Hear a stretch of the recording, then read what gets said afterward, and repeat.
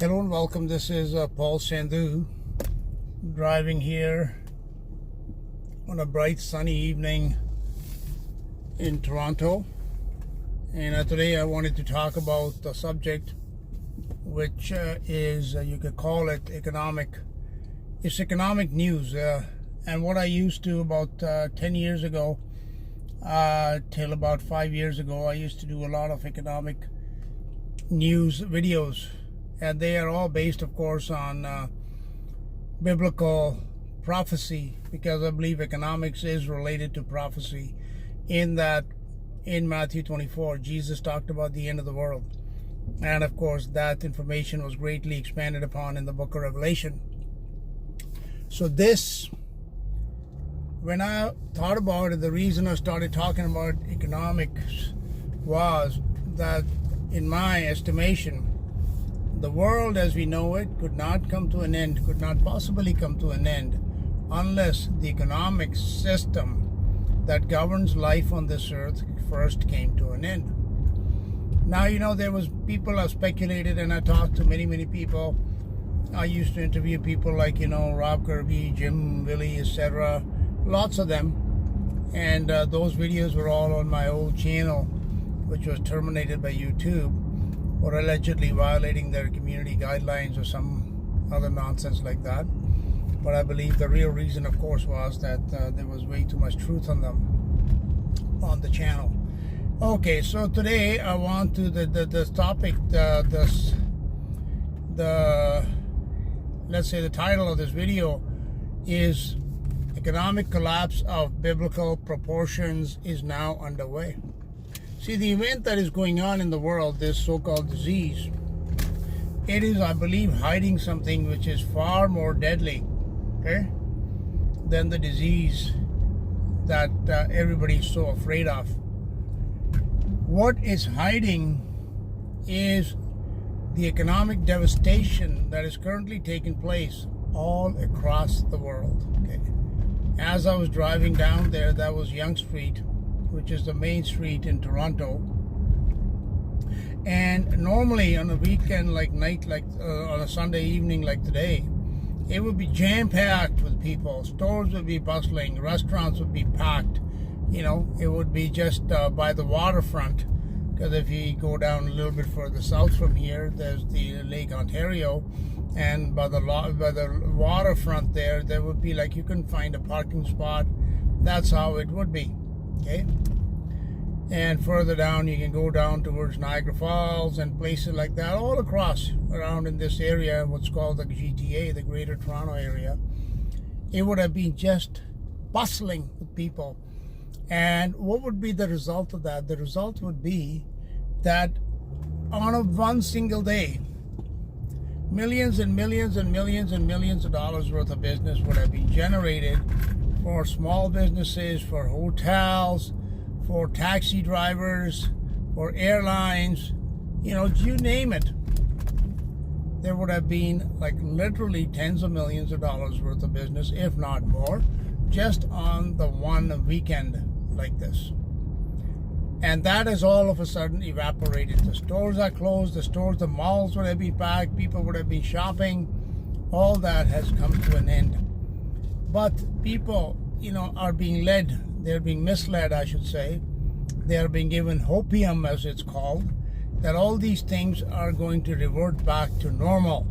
That soon everything is going to open up and things are going to go back to normal. Like somebody's going to flick a light switch and it'll be as if the past 3 months or so didn't happen and life is gung-ho and great again. Well, that is not a reality, unfortunately. Okay, that regrettably is not the case. And today, in our world today, we have to look at it not just as one city or one country or one region, like here in North America, for example, like it's Canada and the US. We do a great amount of trade, and basically Canada in particular, the US is our biggest market, and therefore if our goods are not flowing down there, including our oil and everything else, it is a major, major problem for Canada. Okay? And same, like, a lot of our raw materials, they go down to China and such. And the other side of the story is that a lot of the manufactured goods, they come back from China to here. And people may not be aware of this, most of them, because, the news is always focused on this disease, okay, 24/7. That's all you hear. But what you're not hearing is that even in places like China, there is a major crisis that's going on right now, an economic crisis, in that all the factories, although they have been ordered to open, they don't have any orders from Western countries. Their orders are all at a standstill. Like especially the U.S., the North America, let's say U.S. and Canada, and to a lesser extent Mexico included. That takes care of such a large percentage of the GDP of China that without orders coming from here, and that extends further out into that whole area, it extends to Japan, it extends to Korea, and to the other countries that provide us, like in Latin America, that provide a lot of the agricultural products we consume here. All that trade has come to a stop. And other than that, there are other things going on. When you look at, you take industries such as the airline industry. The airline industry has been decimated. Okay, if an airline, let's say, whatever, Air Canada or Delta or United or, one of these other British Airways or something, let's say if they have like 1,000 planes, okay, just taking a round number, 1,000 planes, going forward, they'll be very, very happy if they can keep 300 planes in the air for the next foreseeable future, okay? So what does that do to their revenue? Now, Air Canada, in Canada here, they just laid off 20,000 people. Now, when you have 20,000 employees gone just from one company, how many other businesses are going to be affected? Like, how are they going to pay their mortgages? How are they going to go down and, buy clothes, be consumers? Because in order to be a consumer, we are consumer economies. In order to consume, you need an income, okay? So those 20,000 jobs, in turn, they affect like probably another 200,000 jobs. You have jobs at the airport, you have jobs in the car rental companies that are there. Hertz, the biggest car rental company in the world and one of the oldest ones, 100 years old, they just filed for bankruptcy, okay? And what does that do to the auto industry? Because not only are consumers not buying new cars, and I hear like there's off the coast of California, for example, there's like cargo ships that are filled with cars that can't unload those cars because there's nowhere to park them. All the parking spots, acres of them, are filled with new cars for which there is no market, okay? And when a company like Hertz goes under, that buys like fleets and fleets of cars, like hundreds of thousands of cars, they are not purchasing anymore. Not only they're not going to be purchasing, their whole inventory is going to be coming onto the market. So these are just examples. Real estate, okay? Toronto had such a Canada as a whole, but especially in the city of Toronto, real estate was a very, very hot business. One of the major activities here was people buying and selling houses, okay?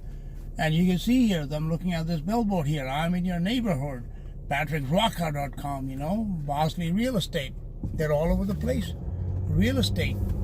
Big commissions that are paid, because the average price of a detached home in Toronto is like, close to $1 million or more. As a matter of fact, you can hardly get anything for $1 million.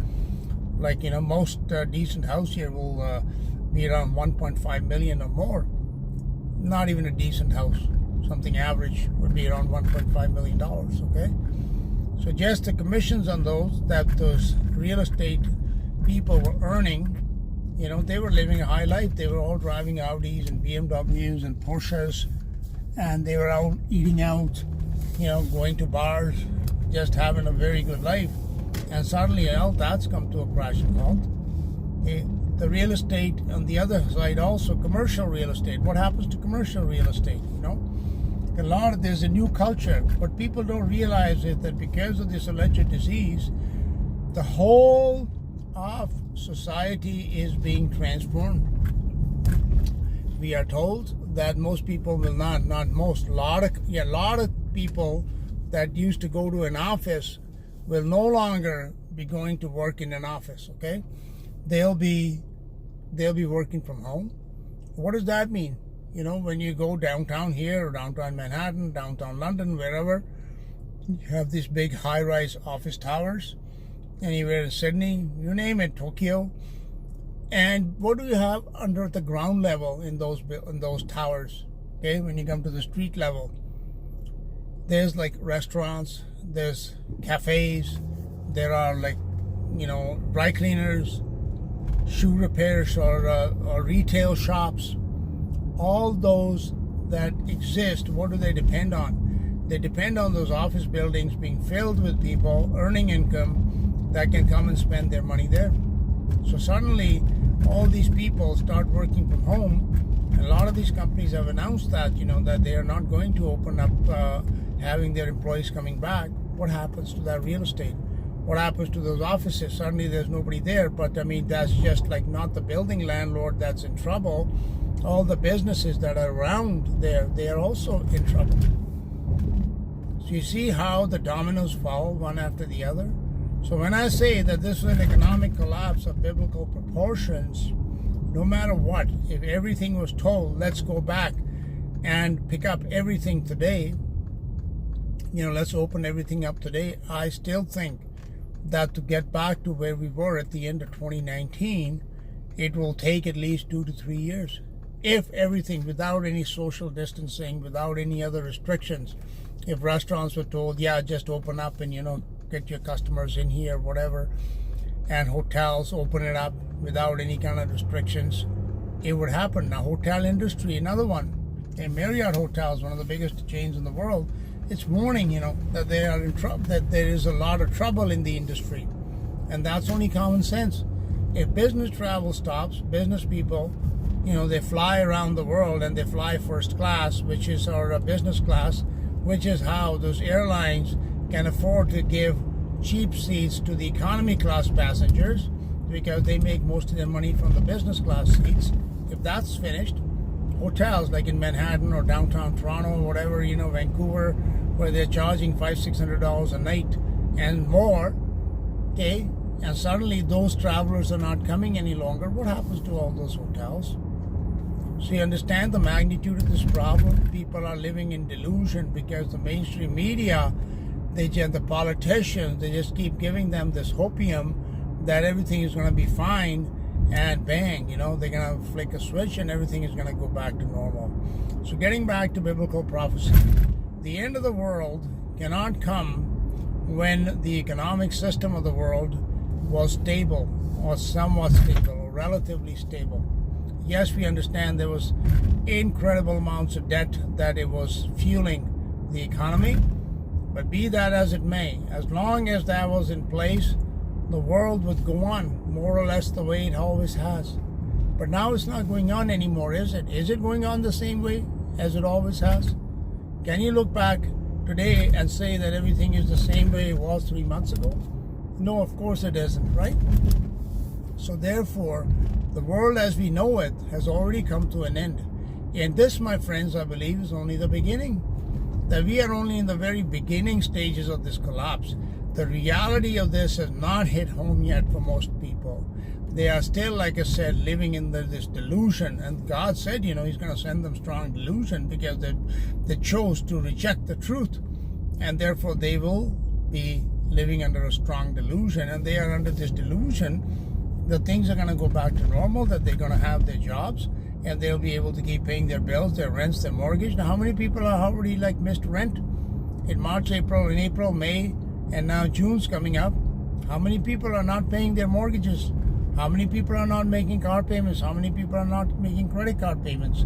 You go to your bank, if you go online, like I go to my bank to go do some banking, and they'll have this, oh, we are here to help you. If you need any help, if you need to defer some payments, please let us know.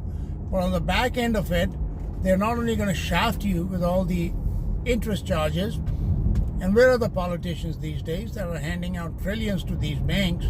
Why are they not ordering the banks to either forgive the loans or not charge any interest and not, cause any sort of negative credit reports or etc. to be generated because of people missing payments because of this problem that was not created by them?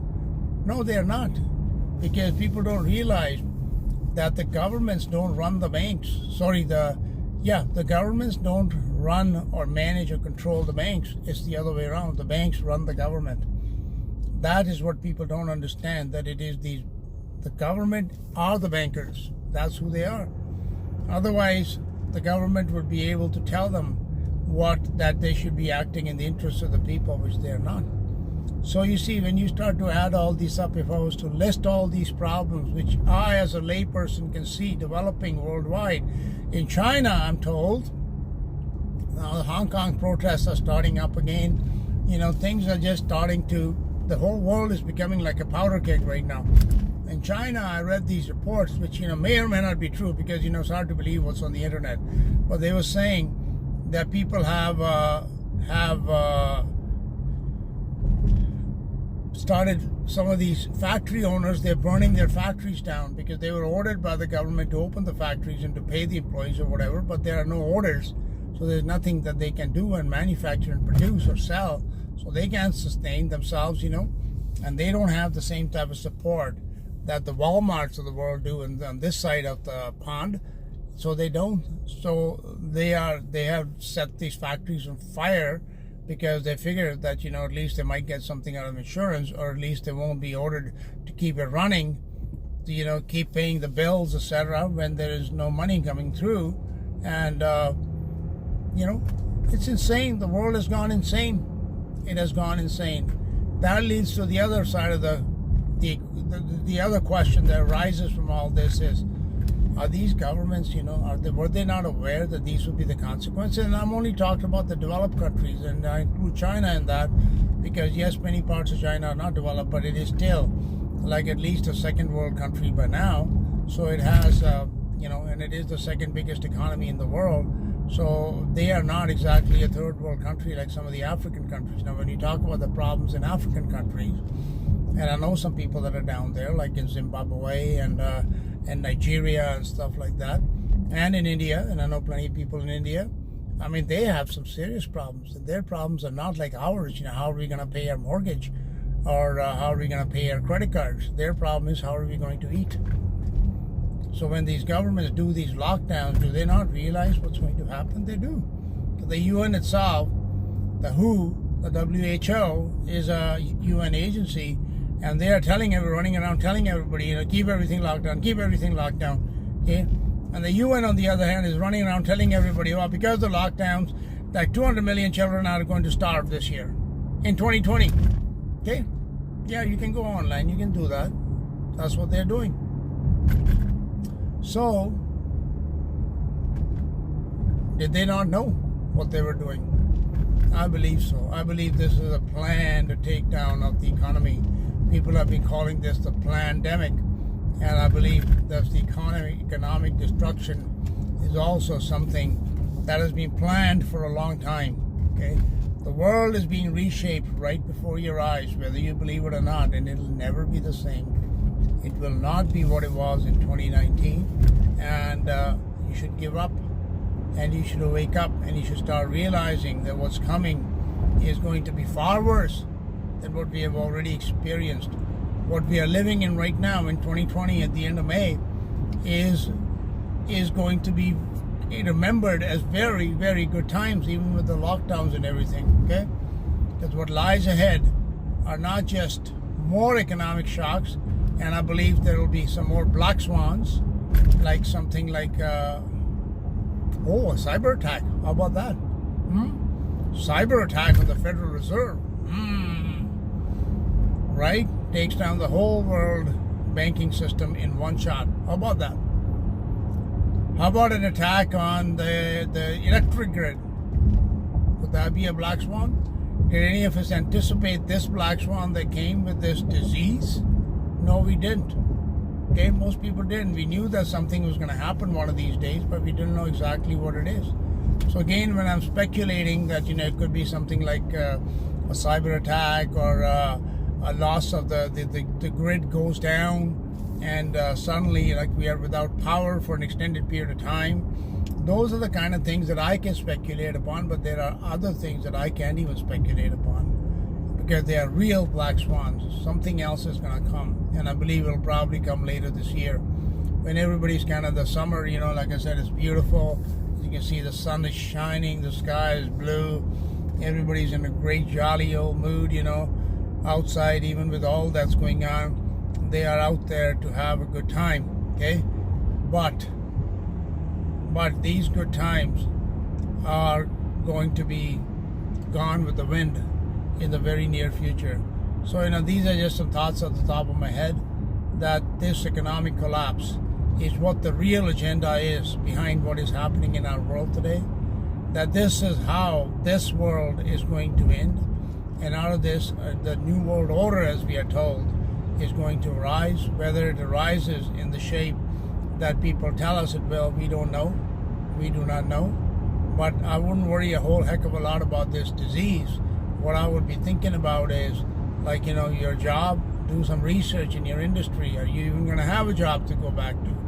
And what happens when all these stimulus checks, and here in Canada everybody's been given like $2,000 a month, which is, a city like Toronto is nothing, but still, at least it's something. People can at least feed themselves. Okay, so all these things, when they run out, when people don't get that anymore, then what do we do? Then what happens? Right? That is something which we need to be aware of, that there is a very real possibility that all the people that are watching this video, some 40 to 50% of them may not have a job to go back to. And what will that do to the world economy? And this is not just a US problem or a Canadian problem or a European problem. This is a worldwide problem. Okay? Is this going to lead to riots and looting and more serious problems than that? Is there a possibility that some of the major governments in the world, hint, the USA, for example, or NATO, that they are going to start a war? Because economic collapse is very, very, very frequently covered up with wars. Is that what lies ahead?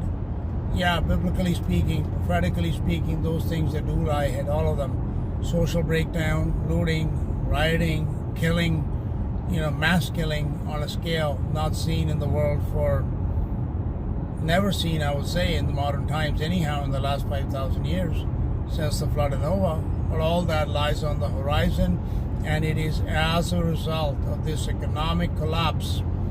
I used to do, like I said, a weekly show which was called the Economic Collapse News. Okay, and now this collapse is real. That time it was always in the future that we used to look at, okay, this is happening, that the debt is building up, or Deutsche Bank might be in trouble, little things like that.